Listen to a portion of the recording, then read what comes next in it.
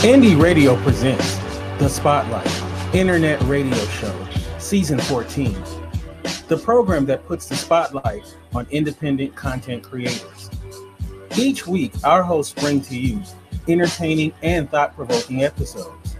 This is your home for news about television, film, gaming, and much, much more. Join us live here every Wednesday as we bring to you interviews and biting commentary. And now, your hosts, Jen and Kente. Hello, and welcome to an all-new episode of The Spotlight. I am your host, Kente, all the way live from Los Angeles, California, and I'm so happy to be here with you, wonderful people. Tonight, we have a great show for you. This is episode number 258, and joining me is my lovely co-host all the way from Hawaii, Jen. How you doing, Jen? I'm doing really, really well. I am amazed that there are that many episodes of The Spotlight. That is really incredible. Yeah, we've been torturing audiences for quite a long time with content. I feel like we should have a party. I think I said this at one point, didn't we? That we should have some kind of virtual party and do shots. I'm liking this idea. I'm always up for a party.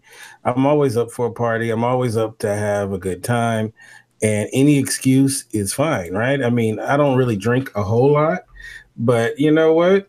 I might have to for this. That's all the better reason for us to do The Spotlight with a bottle of tequila. I think that we should make this a plan. Is there any laws against podcasting while intoxicated? Are you asking me? Yeah. I'm going to say no. Absolutely not. You're so big on the rule of law and all of that stuff. Oh no.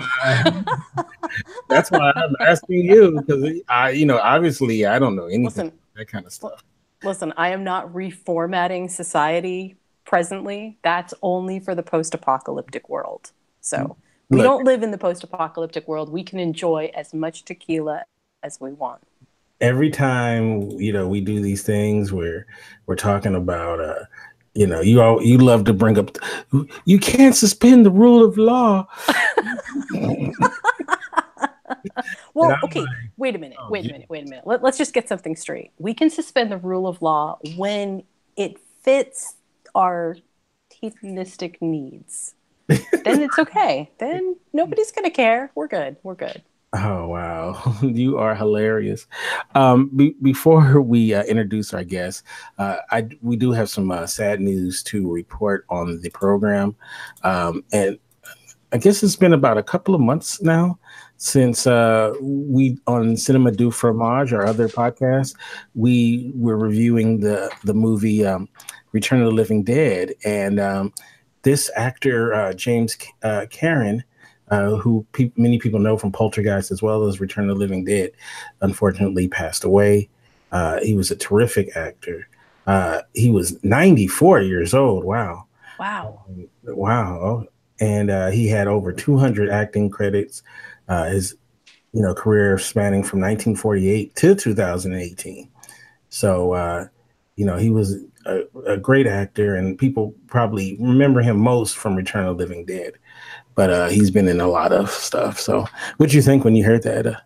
I was really sad. And, this is the kind of actor who I imagine in 20 years or so would be the kind of person that they would spotlight on like a TCM kind of a thing, where you go back and you look at the retrospective career of someone. Because, some of his parts weren't huge, but they were really effective. This guy was a really consummate professional actor. He was good. So It's really sad. My prayers go out to his family too.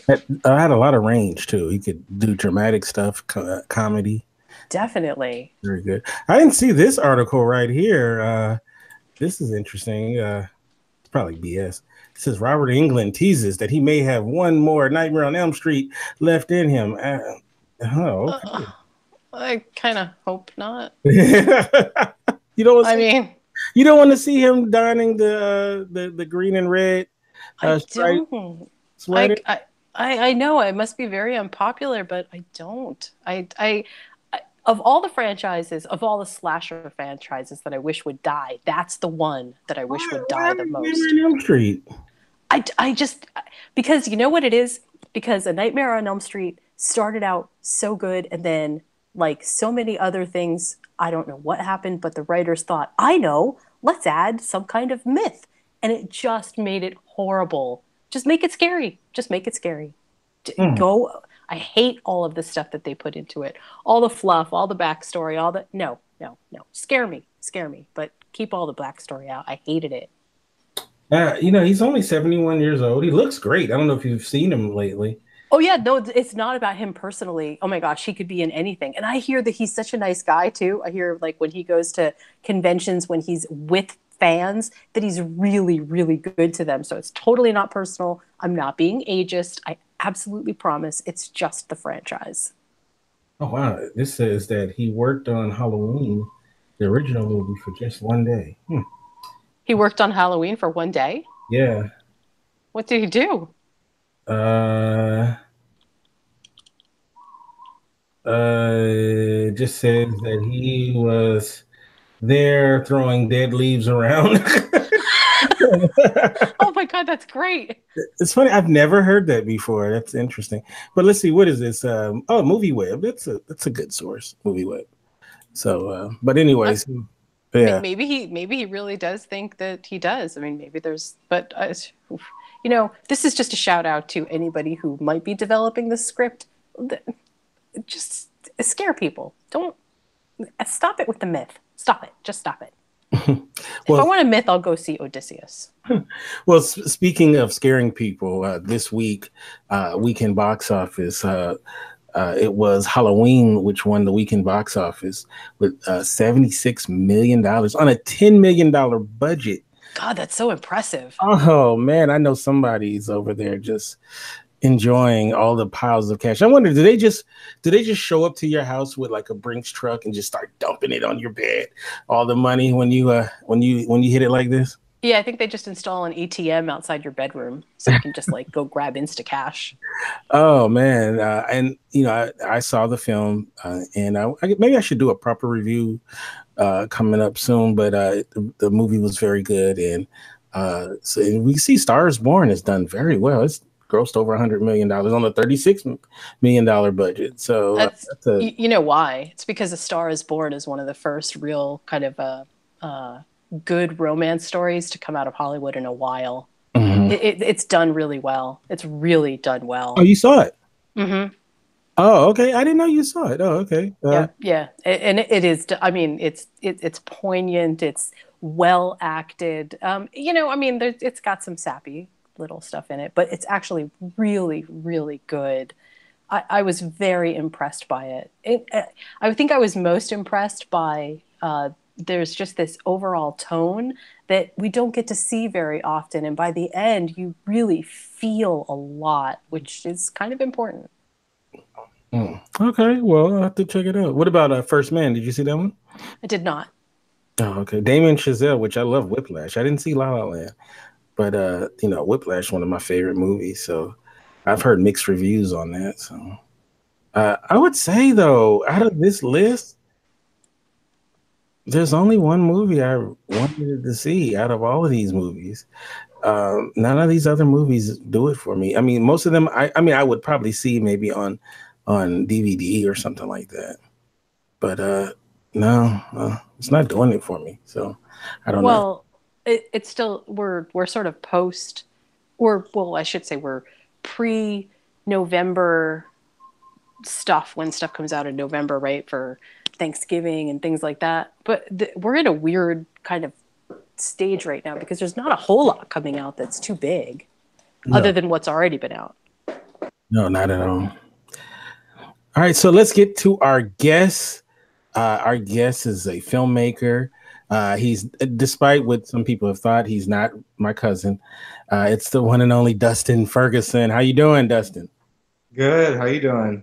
Pretty good, man. Pretty good. I'm so glad to have you on the program. And we're going to talk a lot about horror and talk a lot about your career, of course, and what you have coming up. But I want to first start off, man. Where are you from, man, originally? I'm actually originally from Lincoln, Nebraska. I've only been in California 10 months now. Oh, okay. So you new to the area. Oh, yeah.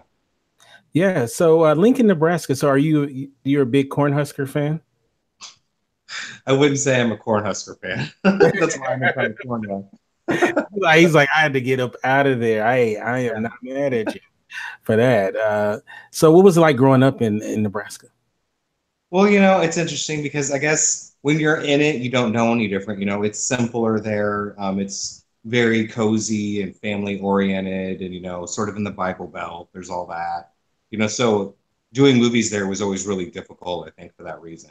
I really had to come to where it was at. Hmm. Okay. Were you one of those people who at a young age knew what you wanted to do? Yeah, in fifth grade, fourth or fifth grade, I wrote a script for Child's Play 4 as a class project. Oh, really? Really? Was there what were some of the highlights in your script? Um, I don't remember much about it except for that Andy Barkley was taking a field trip and Chucky was stalking him there. And he was living in an apartment building, and it had a scene where Chucky was going up the stairs that was just like in part one, that to build the suspense. I remember my Oh, teacher, nice. yeah, my teacher was really impressed with it because I remember during parent-teacher conferences, he showed it to my mom. So was Chucky one of your favorite horror characters? Yeah, I had like this weird obsession with Chucky when I was little because I always wanted a Chucky doll, but back then it was really hard to get one. They had a things you never knew existed catalog, and it had a lot of weird stuff in it. And there was a Chucky doll in one of those. I remember for like my 13th birthday, my mom tried getting me one, and they were sold out. And Mhm. so ever since then, I got like so obsessed with getting them. Now I have this whole Chucky doll collection. Oh wow. Oh, wow. It's kind of creepy though, because Chucky is possessed by a serial killer.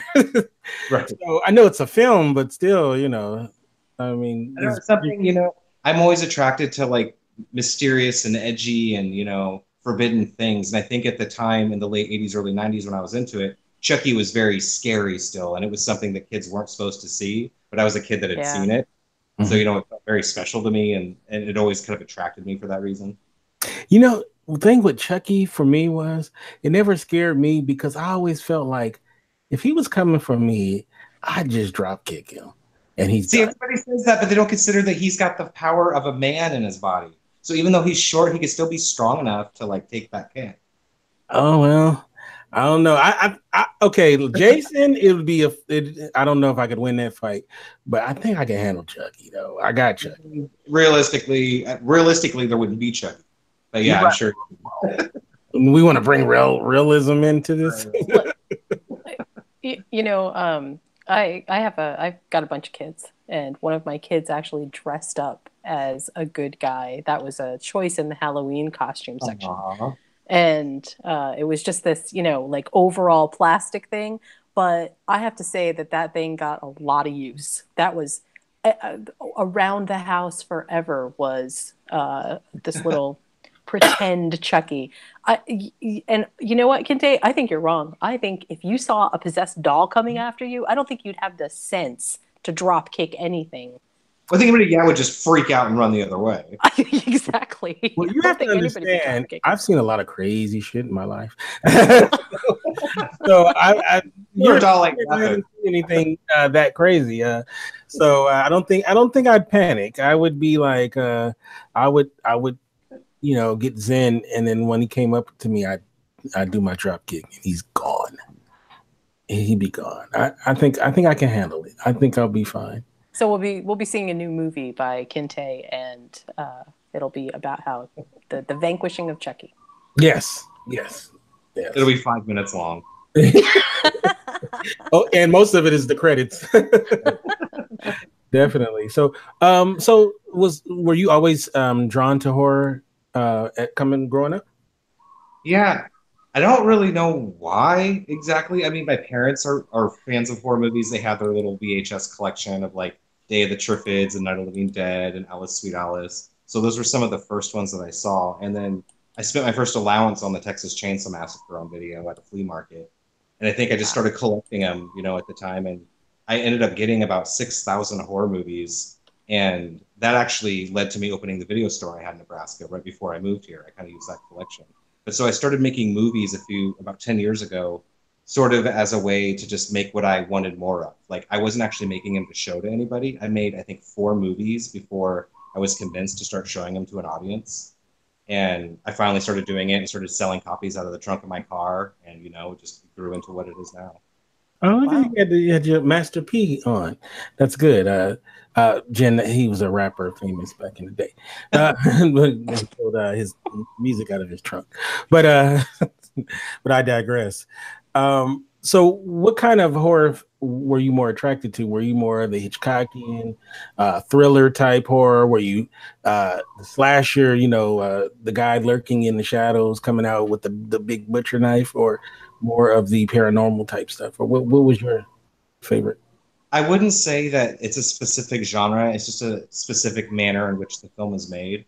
I Hmm. really like movies that are atmospheric and rely a lot on the score and, like the mood and the tone of the film. So I think Nice. like that's something that's lost a lot in modern cinema. So overall, I'm more attracted to films of like the 60s, 70s, and 80s, early 90s. I kind of feel like in the mid 90s is when horror as a genre really changed with the Scream movies. I mean, specifically it's sort of like kind of evolved the genre, and I feel like movies have changed in a bit, since then. It's like the floating heads on the cover with like cast from the WB shows, and it's totally different.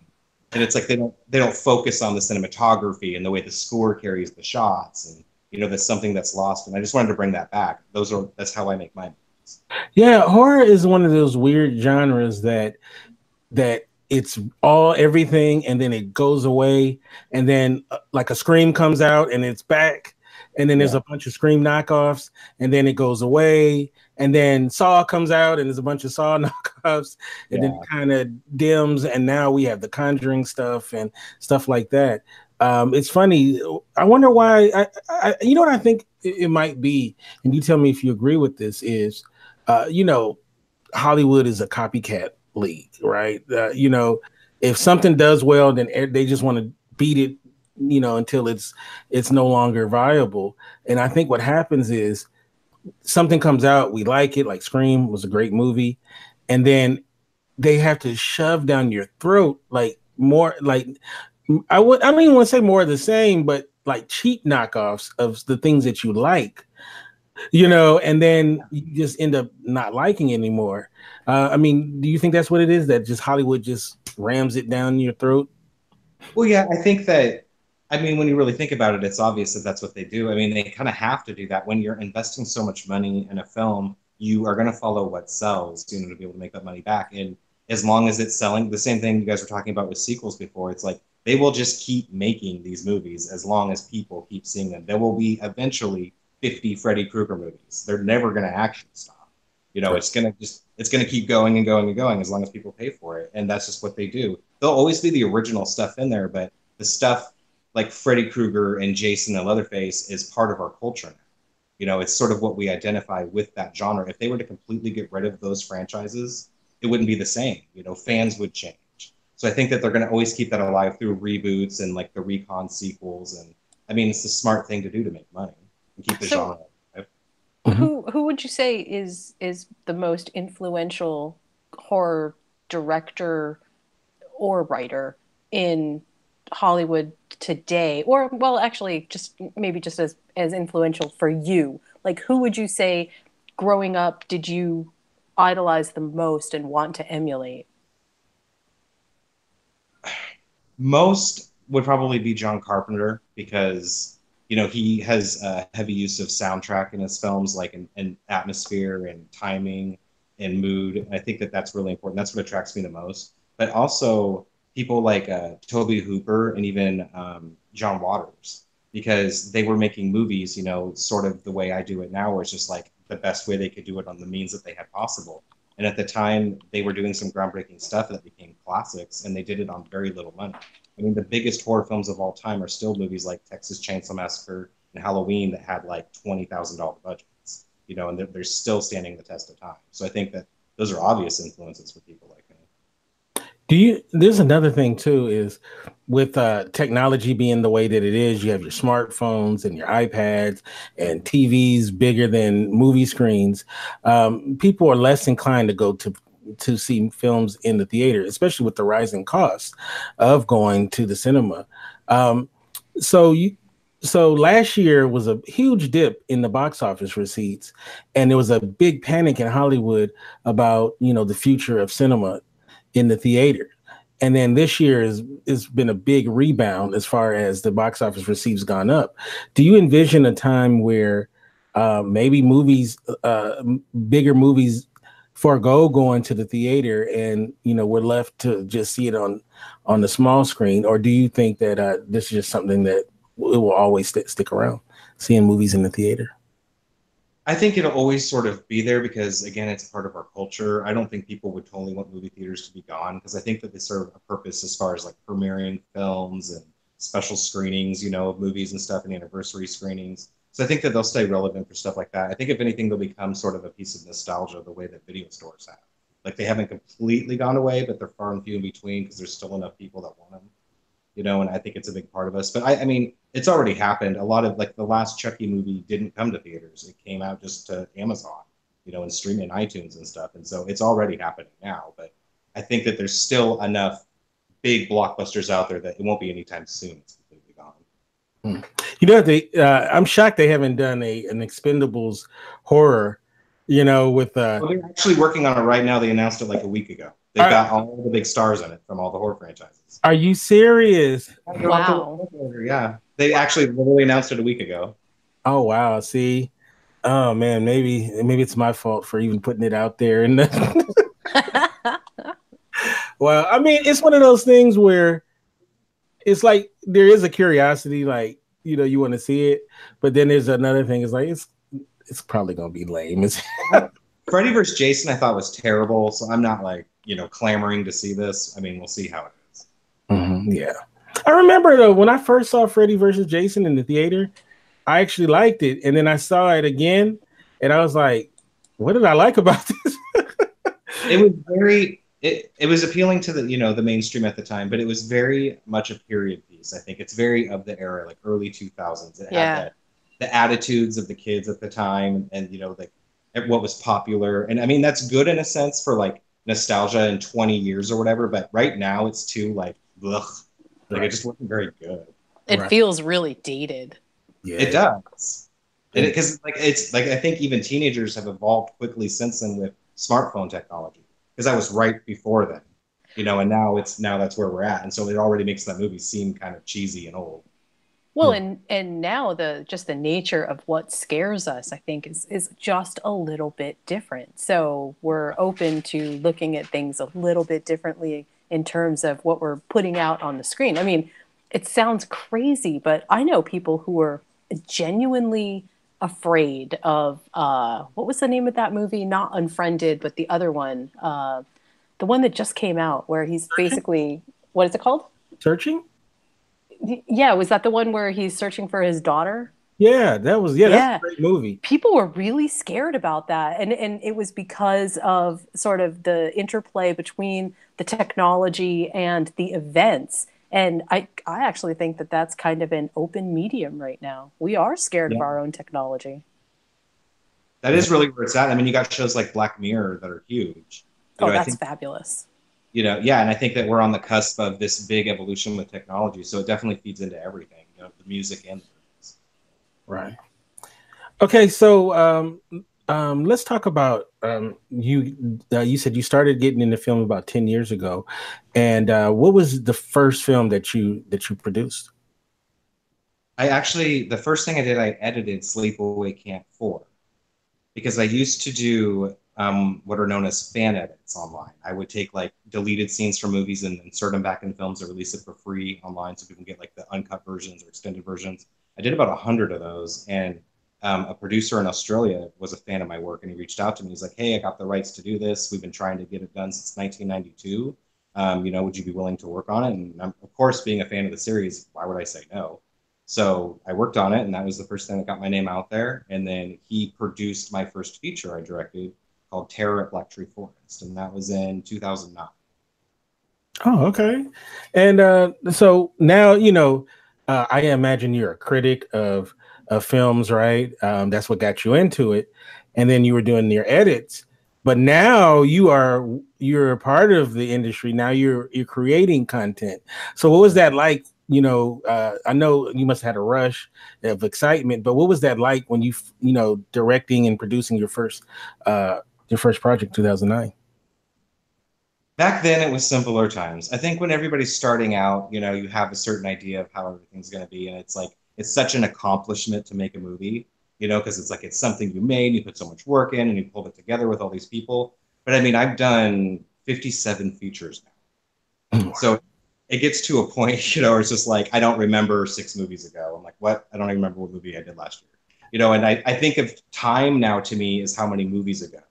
Like I think of like when I try and think of 2 years ago, I'm like, oh yeah, that was Amityville Evil Never Dies. It's like that's how my time has become now. So it's surreal for me in a lot of ways. Like I definitely enjoy the life now, but I feel like just like with anybody, once you're in it, you don't really realize it because you're working so damn hard.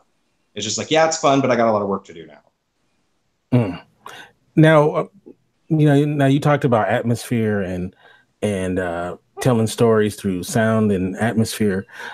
In that, if you can remember, what were some of the biggest challenges that you faced in that first in your first film, and then think about now when you're making films, what's the difference, the challenges? I think with my first movie, what I've really become known for doing is being efficient. Like I make a lot of movies in 2 days, because I'm really good at scheduling. I'm very thorough and efficient. I get exactly what I need, and I know how I'm going to edit it, so I don't waste any time.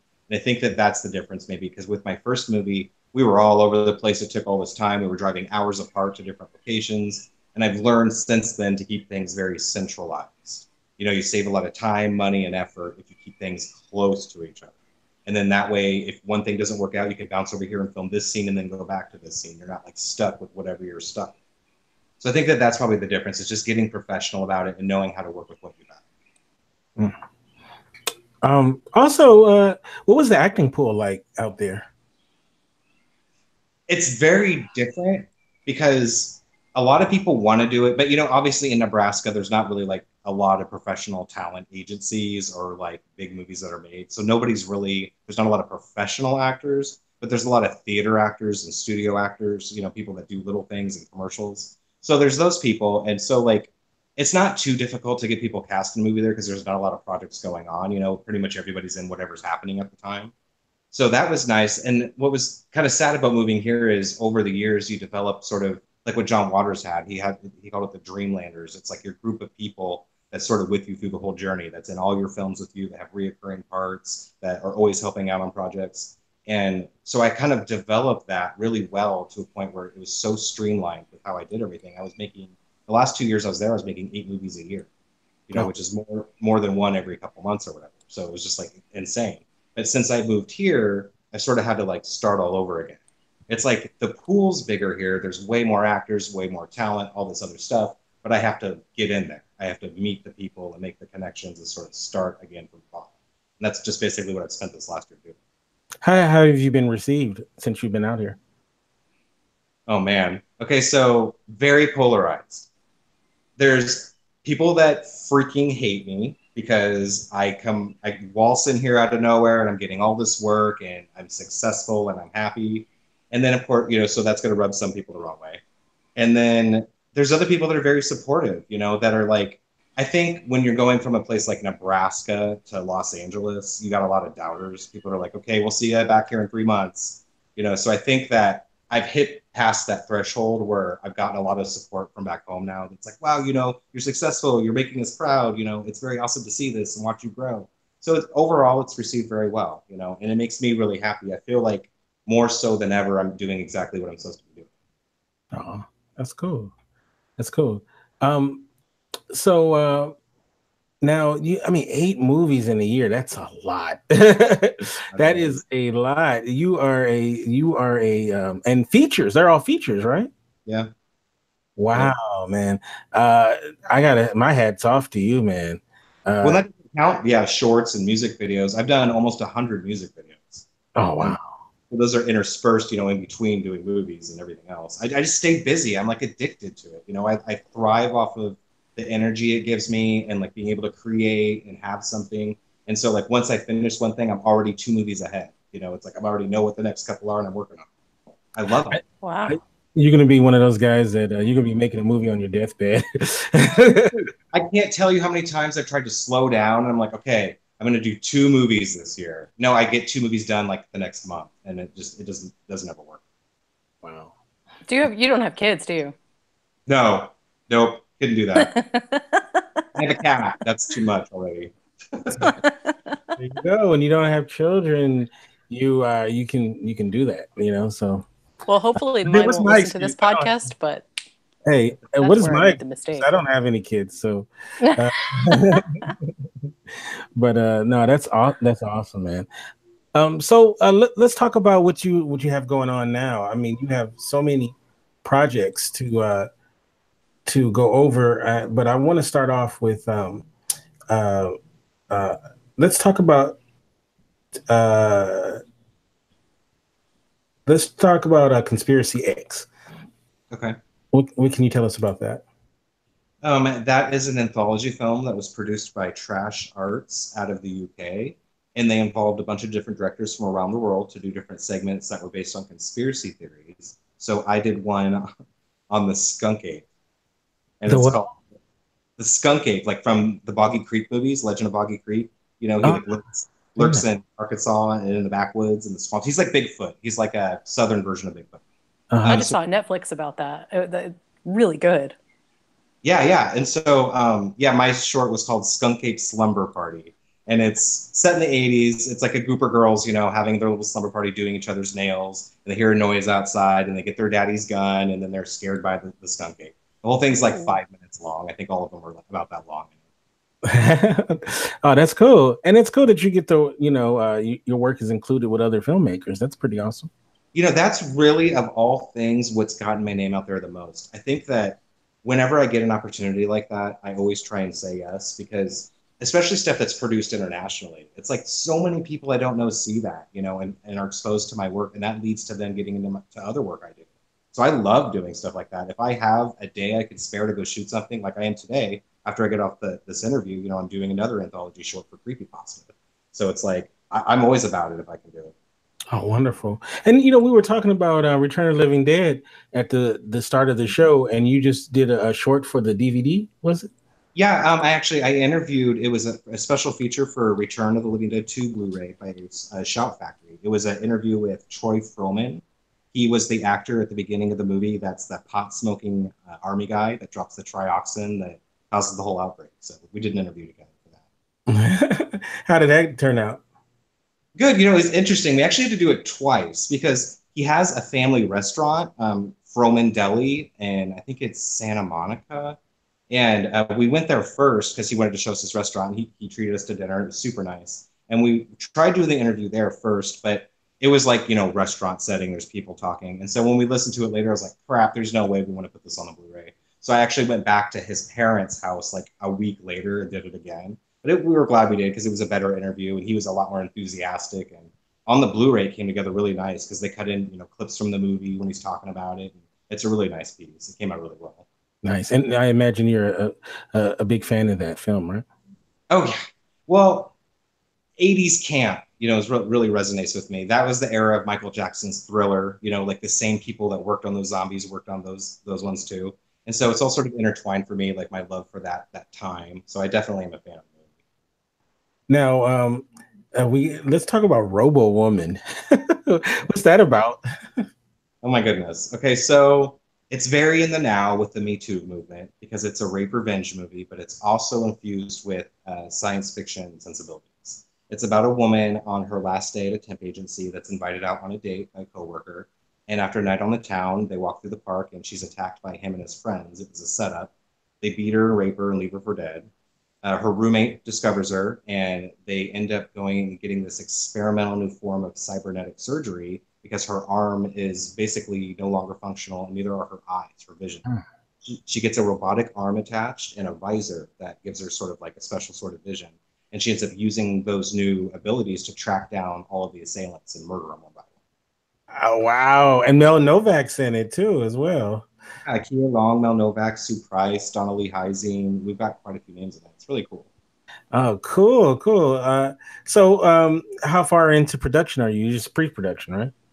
We're technically in production because a couple months ago, when I had some other actors here from out of town, we shot 3 scenes for the movie, and we used those to cut the promotional trailer. And then we actually shoot all the rest of the movie on November 15th through the 19th. Oh, okay. So I know you must be very excited about that. I'm excited for it to be over.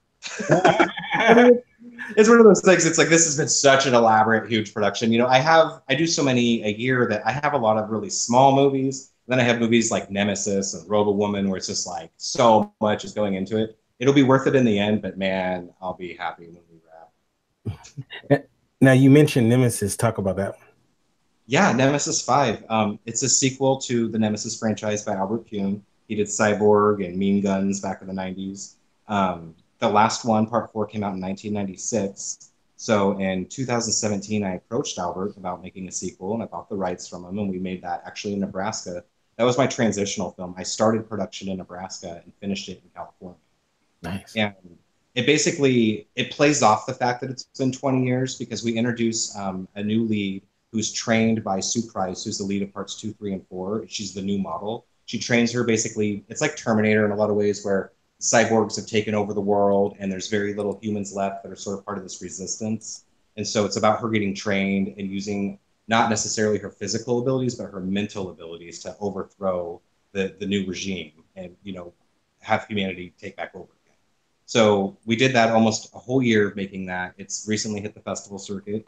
I won Best Director twice, Best Feature, Best Actor, Best Actress.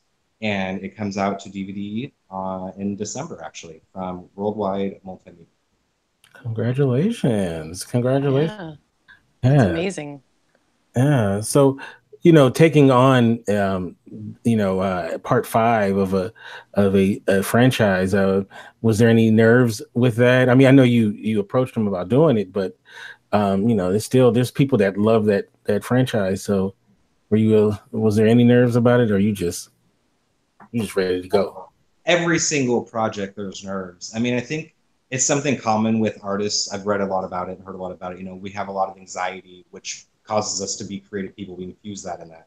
So I've always got a lot of nerves, doing anything. A project like that, it was massive. There was a lot of daunting feelings with making that movie. But I mean, like you said, I approached him and I did that for a reason because I needed to push myself. I had done smaller films up to that point, and that was the film that really changed my life. I mean, I was in the middle of making that movie when I moved to California. It changed everything for me. And I think subconsciously I knew that. And so I was ready for it and I set myself up for it and I executed it exactly how I wanted to. Nice, man. Nice. Now, this next movie I'm going to ask you about, man, I wish I knew you there because it seems like this is a movie I might have even wanted to try to get in. Horn Dog's Beach Party. I don't know. You're going to bring it up. Okay, Horn Dog's Beach Party is a movie. I was hired to do it. It's a beach comedy, actually. It's a throwback to like Porky's and Summer School. It's like 2 guys and 2 girls that are double booked at an Airbnb one weekend. It's the big weekend of Horn Dog's Beach Party. And so basically they're forced to get along and stay together over the weekend, and hilarity ensues because there's love interests that develop. And we had like Troy Froman was in that. That's actually how I first worked with him. Alana Evans, the adult. I interviewed Alana Evans before. Yeah, she's fantastic. She's in it. Donna Lee Heising's in that. Peter Stickles, Gregory Blair. We had quite a few people. Brink Stevens is in that. It was a lot of fun to make. I'm not 100% happy with the version that came out. There was a bit of an issue with the producer where the film was pretty drastically altered for release. So I had a lot of fun making the movie, and I have my director's cut I'm super proud of. But unfortunately, the only version that's out there right now is the one that he made. So I haven't been promoting it a whole lot, and people kind of know that. But that's the industry, I mean, I've done, like I was saying, almost 60 films. There's going to be a few that happens, that's just part of it. It's a learning experience. So you got that tough skin, so you're used to it. I mean, can you picture though, in 10 years, you've done so many films. I mean, it has to be I mean, from a guy who was doing the fan edits to where you're at now, I mean, do you ever take a moment to think about, what's become of you? I think it's hard for anybody to realize, like, I hate calling myself famous, but I would say comparatively to where I was, I am now, but it doesn't feel like it because you kind of, once you hit that point, it's like there's give and take, there's pros and cons. It's like, I really enjoy where I'm at now, and I'm so grateful for everything I have, but it does not come without its fair share of hard work. I mean, it takes a lot of work to get here, and so I think that if anything, I'm more humbled now and I have more perspective. Like I appreciate it more now that I have it. Mm. So what's the next project that we should be on the lookout for from you? Okay, well, right now, just that came out is a movie called House of Pain. It was basically Get Out meets Purge meets The Strangers. It's a racially charged film about a group of like a Hispanic family that moves into a racist neighborhood. And these racists once a year sacrifice this minority family to a demon god to keep their neighborhood pure. So this was very much last year when all of that racial stuff was happening in the media that we kind of like grabbed onto that, and really went with what was in everybody's view. So that movie just came out, as well as a movie I did called Conjuring Curse. That's an anthology film. It's a haunted movie that takes place every 10 years in this house, like starting in the 70s. Like a group of kids are playing in the house and there's a little girl that's murdered. So her ghost haunts it. And every 10 years, like in the 80s, metal band is drawn to the house. In the 90s, some ravers are drawn to the house, and then in 2000, a young couple. And so it's about every 10 years how it affects the community. So Wow. both of those movies just came out. I'm actually at the very end of Tales from the Grave. That's a web series I started. It's 6 different directors, each doing their own episode, and we're on season 2, episode 5 right now. So the next one comes out October 30th.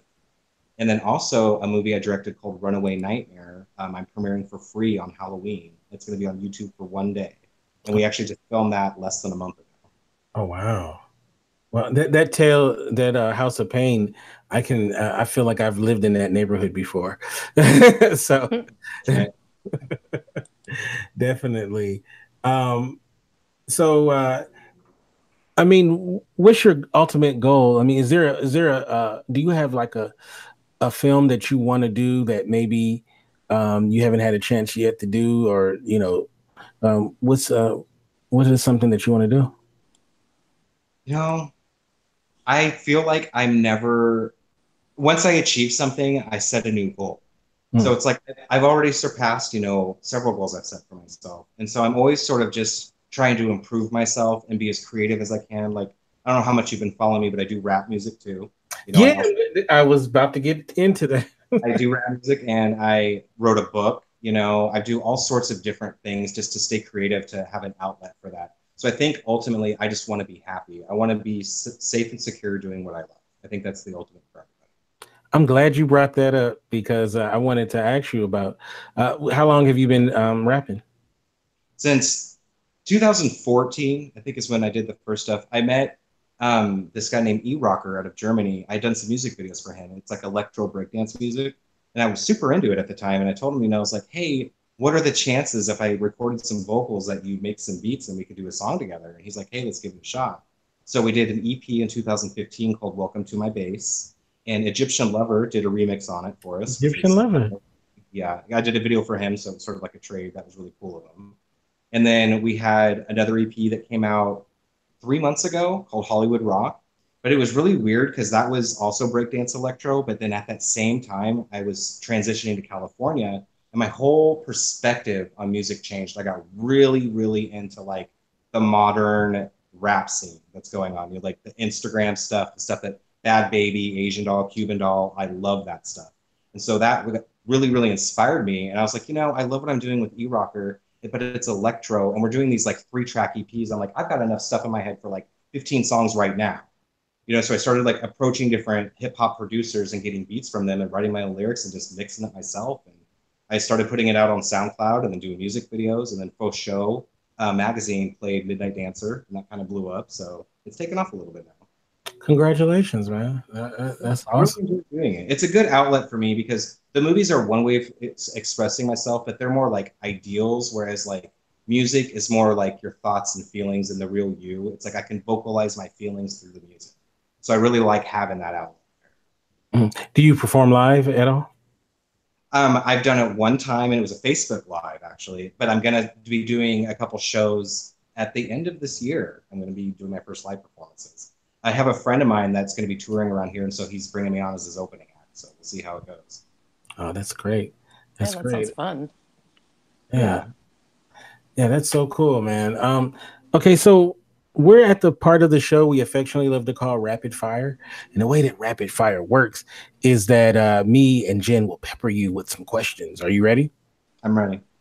All right. So the first question we always start off with is a couple of years ago at Coachella, we did a hologram concert. I mean, they did a hologram concert for the rapper Tupac.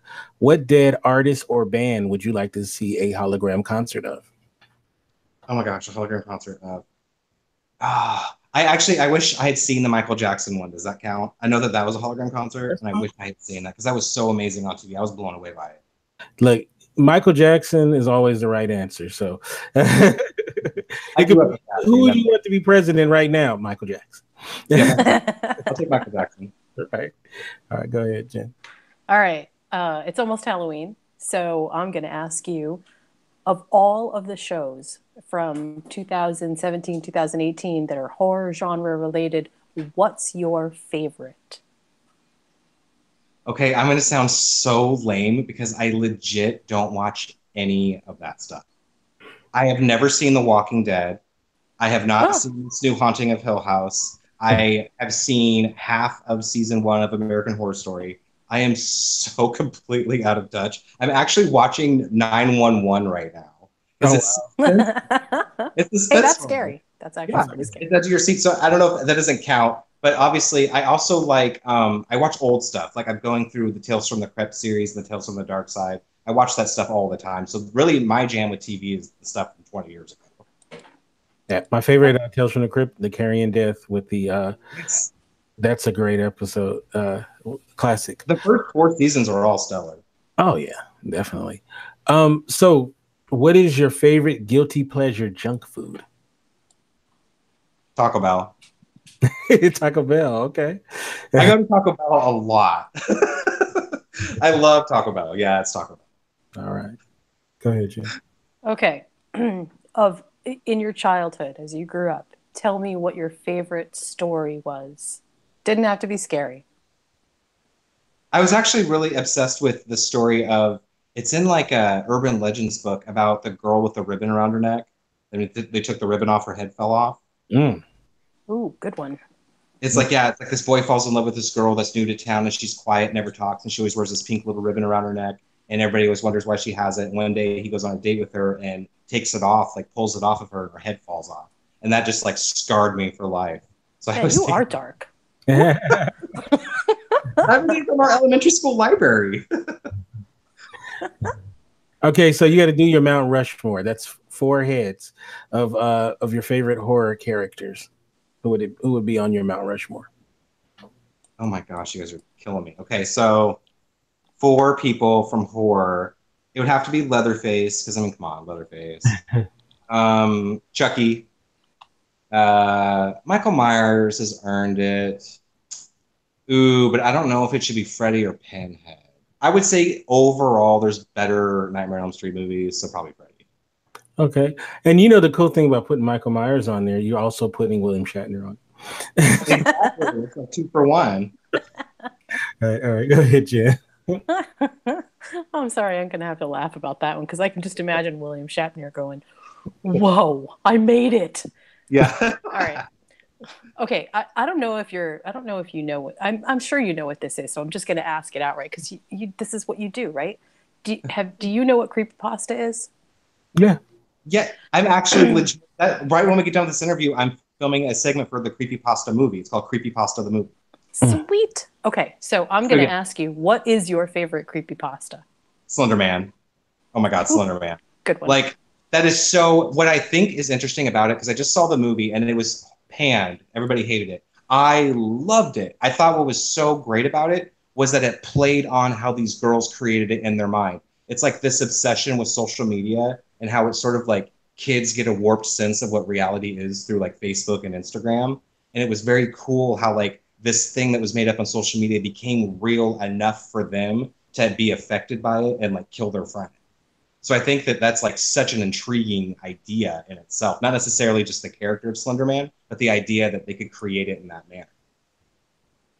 Okay. All right. So here's the last question. It's the zombie apocalypse. So you have to have a melee weapon, you know, like a bat or something, and a gun. What kind of gun would you have, and what kind of melee weapon? I'd have a steel bat and a Glock. Okay. I think that both of those are the easiest to control in tight situations. All right. I love it. Yeah. Yeah, because when people say like I'll have a chainsaw, do you like chainsaw is not the best. You gotta carry gasoline for it and stuff. I mean, be realistic. Right. Yeah. It's not practical, you know. No, not at all. You get tired of carrying it after a while. Like, ugh. Right. And then the sound would attract more. Right. That's good. Well, Dustin, I'd like to thank you so much for being on the show, man. And I'm so excited for you know, your next projects. And please let me know when you have a premiere or something out here, because you know I live out here in Los Angeles. So Jen can't come because she's in Hawaii. So boo to you, Jen. But I would definitely love to check you out, man. How can people get you on social media? Tell us when we can find some of your work, and once again, tell us the next project. Okay. Well, as far as social media goes, I'm on Instagram as The Only Dirty D. I'm on Facebook. I have a public profile that is accessible to anybody, but I also have a director's page that's The Only Dustin Ferguson. So it's pretty easy to find me both ways. My next project is the Thrill Kill Kult music video, which I did get a chance to mention. We're filming that November 9th.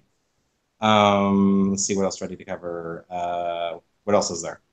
Social media, next project. And website? Website. You know, I don't have a website anymore. I'm just all about social media. It's where everybody's at. It's where the kids go. So, I mean, Facebook and Instagram is for new. I don't even have Twitter, though. I'm a little dated. I don't understand Twitter. Hey, it's okay. Hey, you know, I wouldn't have Twitter if it wasn't for this show. I feel like I only have Facebook because of the movie stuff, but hey, it's a necessity these days. So, right. All right. So, Jen, how can people get you in social media, and tell us about your websites? Well, excuse me. People can get me on social media at Following Bliss One. They can also find me on the web at moviesmakethemeal.com and criticallaughs.com. Also, I just wanted to give a quick shout out to something that's happening in about 2 days. Sci-Fi, we were just talking about creepypasta. Sci-Fi is premiering the next entry into the Channel Zero realm, and it's called The Dream Door. And it's a little bit different because Sci-Fi is going to put on a show a night until Halloween, when they'll have sort of the finale. And this one is pretty good. This one is actually an interesting one. It's about the hidden door. So it should be pretty fun. All the Channel Zeros have been amazing, but the presentation of this is real different. Instead of one a week, we're going to get one a night until Halloween. It starts on the 26th of October. All right. I can dig it. Thank you. You can get me at Kente F on Twitter. That's KINTEF on Twitter. You can get us at indyradio.org. That's INDYradio.org. We'll be back. Actually, we have a special episode coming up Sunday at 12 noon, which is also 3 o'clock Eastern. Sorry about that. It's a weird time for us, but we have she is a social media expert, blogger.